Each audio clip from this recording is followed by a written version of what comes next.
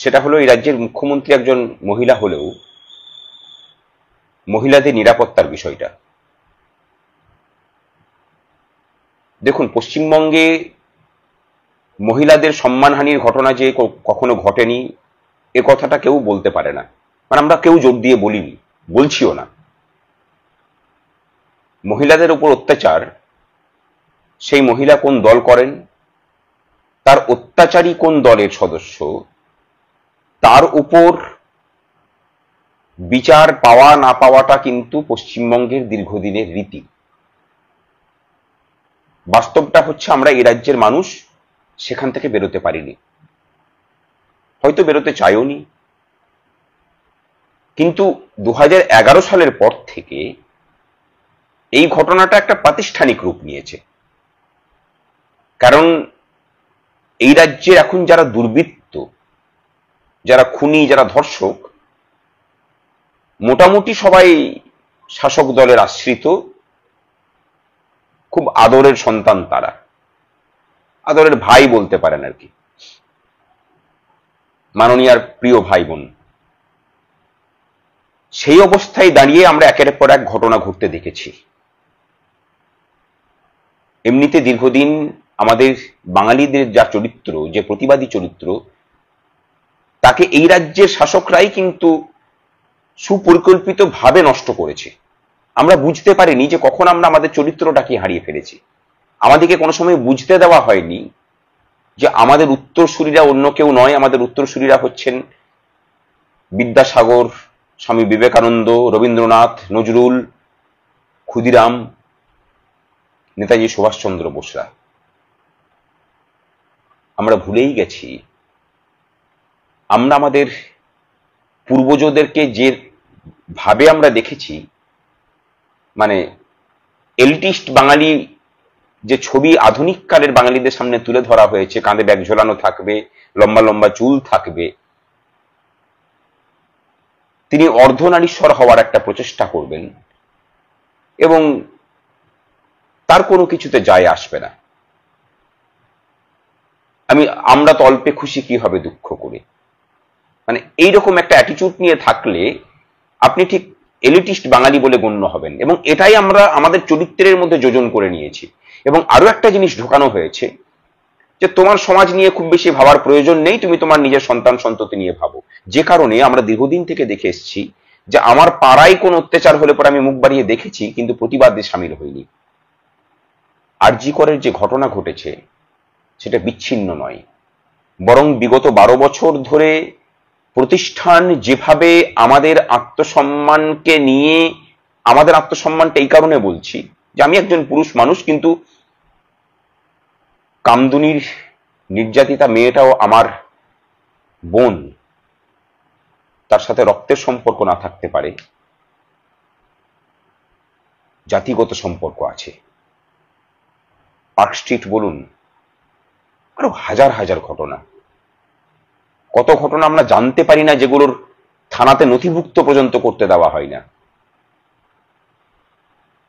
এরপরে দেখলাম আরজি করের ঘটনা আমাদেরকে নাড়িয়ে দিয়ে গেল।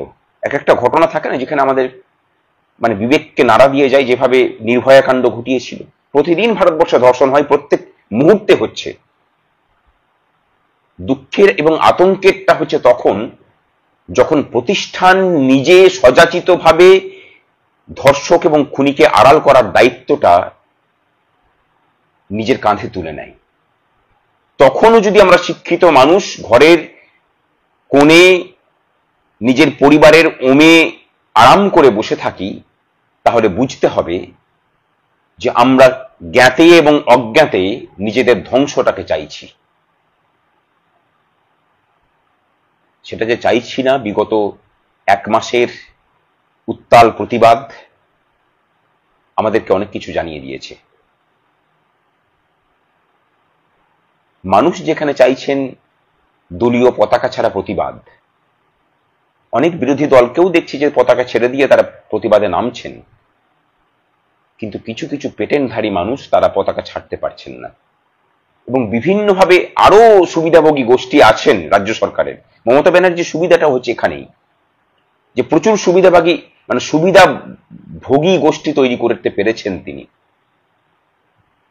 যারা এই আন্দোলনটাকে এখন বিভিন্ন মঞ্চ তৈরি করে বিভিন্ন রকমের কর্মসূচি দিয়ে টুকরো টুকরো করতে চাইছেন, যাতে করে মানুষ এক স্বরে কথা বলতে না পারে এবং সেই চাপটা সরকারের উপরে গিয়ে না পড়ে। কেউ কেউ সোনার পাথর বাটি চাইছেন। রাজ্যের পুলিশ মন্ত্রী, স্বরাষ্ট্রমন্ত্রী, মুখ্যমন্ত্রীর পদত্যাগ চান না, স্বাস্থ্যমন্ত্রীর পদত্যাগ চান না, কিন্তু শুদ্ধিকরণ চান। কাদের শুদ্ধিকরণ? যারা বিগত 12 বছর ধরে আমাদের যে মা বোনেরা ধর্ষিতা হয়েছেন তাদের চরিত্র নিয়ে প্রশ্ন করেছেন। যিনি প্রশ্ন করছেন তিনিও একজন নারী, তার শুদ্ধিকরণ চাইছেন। খুব ভালো। মানে তার পদত্যাগ চাইলে তিনি রুষ্ট হতে পারেন এই আশঙ্কা থাকছে বুঝি? রাজ্যের মানুষ কিন্তু এটাকে ভালোভাবে নিচ্ছেন না। রাজ্যের মানুষের কাছে আবেদন থাকবে, সমস্ত রকম দলীয় ছোঁয়াচ এড়িয়ে চলুন, পথে নামি, একসাথে হই। একসাথে না হতে পারলে ডাক্তাররা পৃথক লড়বেন, শিক্ষকরা পৃথকভাবে লড়বেন, ট্যাক্সি ড্রাইভাররা পৃথকভাবে লড়বেন, জোম্যাটোর ডেলিভারি বয়রা আলাদাভাবে লড়বেন। আলটিমেটলি সরকারের সুবিধা হবে। কারণ সরকার যেটা করেছে বিনীত গোয়েলদের দিয়ে এবং ওই আলপনা দেওয়ার কিছু মানুষজন আছেন, আমার আপনার ট্যাক্সের টাকায় রিটায়ার করে যাওয়ার পরেও 14 তলায় বসে থাকেন, তাদের বুদ্ধিতে সমস্ত রকম প্রমাণটাকে লোপাট করেছেন, যাতে করে কারোর পক্ষে সেখান থেকে আসল দোষীদের ধরে না ধরতে পারা যায়। এই যে প্রচেষ্টা, এই যে অপচেষ্টা, সেটা কালকের দিনে আমার আপনার সাথেও হতে পারে। আমি আবার বলছি, আমি কেন বললাম? আমারও বাড়িতে আমার স্ত্রী আছেন, আমার মা আছেন, আমার বোন আছে, তাদেরকে তো হুমকি দেওয়া হয়ই। আমি আমার কথা বাদ দিচ্ছি, কিন্তু প্রত্যেকটা মানুষকে ভাবতে অনুরোধ করছি, শুধু বেঁচে পড়তে থাকা নয়, আরো ভালোভাবে বাঁচতে পারি কিনা, এই রাজ্যটাকে আরো আমাদের আগামী প্রজন্মের জন্য আরো সুন্দর করে যেতে পারি কিনা, সেই দায়িত্বটা নেবেন না? এবং পশ্চিমবঙ্গের রাজনীতিক দলগুলোর যে দেউলিয়াপনা, আমি নিশ্চিতভাবে বলছি এই জায়গা থেকে মুক্তি দেওয়া তাদের পক্ষে সম্ভব নয়। তাই চলুন মানুষের জোট গড়ি। আমাদের চেতনায়, আমাদের আত্মসম্মানে, আমাদের আত্মমর্যাদাতে এই প্রতিষ্ঠান যে আঘাত দিয়েছে, এই প্রতিষ্ঠানের শুদ্ধিকরণ সম্ভব নয়, কারণ 12 বছর ধরেই এটা দিয়ে আসছেন তারা। দয়া করে ভাবুন, আরজি করে যে ধর্ষিতা হয়েছেন, খুন হয়েছে, বরশুলে, বিষ্ণুপুরে, আরো অনেক জায়গাতে এর মধ্যে ঘটে গেছে, হরিপালে, তারা প্রত্যেকেই কিন্তু আমাদের দিকে তাকিয়ে বসে আছেন। তাদের প্রতি যারা পাশবিক আচরণ করেছে, সেই পশুগুলোর, অবশ্য পশু বললে পরে পশুদেরকে অসম্মান করা হয়, সেই না মানুষগুলোর আইনগতভাবে শাস্তি হবে কিনা আমরা পারি না চেষ্টা করতে? কেবল সুপ্রিম কোর্ট, কেবল রাজ্য সরকার কি করবে তার প্রতি চাতক পাখির মতো বসে থাকবো কতদিন আর? চলুন সময় থাকতে পথে নামি।